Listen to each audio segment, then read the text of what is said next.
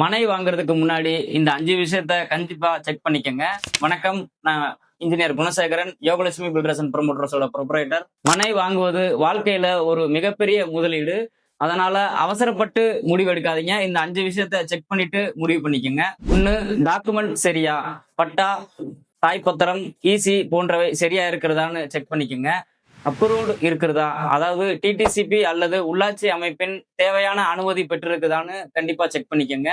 3வதா location எப்படின்னு check பண்ணிக்கங்க.